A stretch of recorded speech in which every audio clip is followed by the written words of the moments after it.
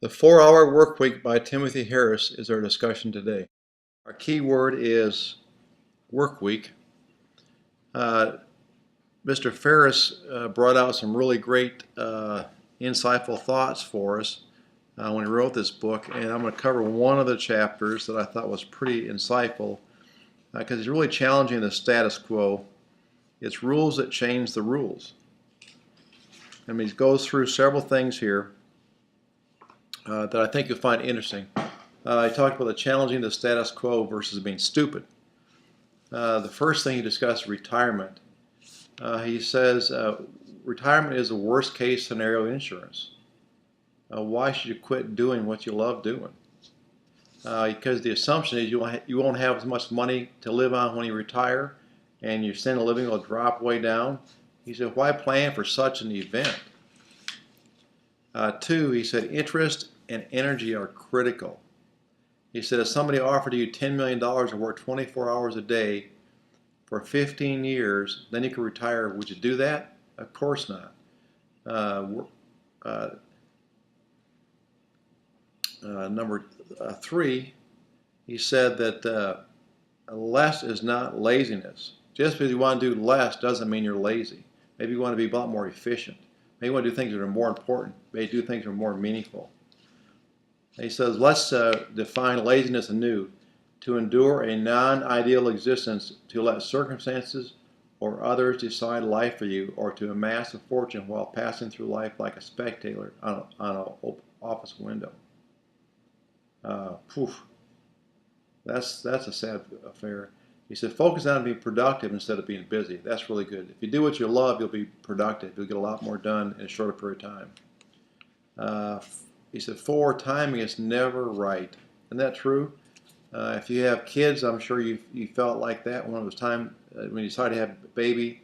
There's just never a right time, it seems like. When we had our kids, I thought, well, I need to work one more year, save up some more, pay off some more bills. Four, ask for forgiveness, not permission. Wow, that's great. Just do what you got to do and come back later and ask for forgiveness.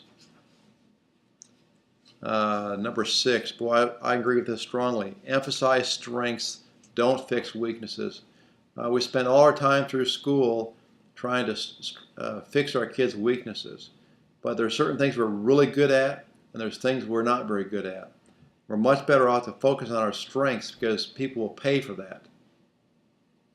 Seven, things in excess become their opposite. This is interesting. Pacifists become militants. Freedom fighters become tyrants. Blessings become curses. Help becomes hindrance.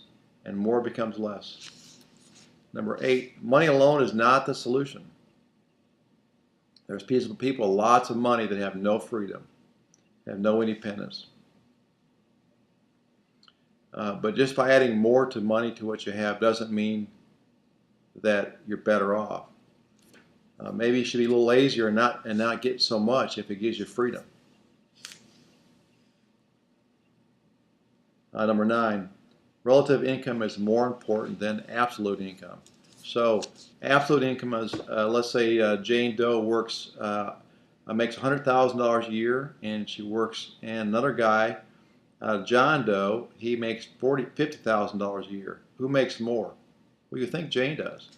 But Jane works 80 hours a week. 100,000 divided by 50 is 2,000 per week. Divided by 80, she makes 25 bucks an hour. But John Doe, who makes $50,000 a year or $5,000 a week for 50 weeks per year, and only works 10 hours a week, actually makes $100 an hour. He makes more for his time than Jane does.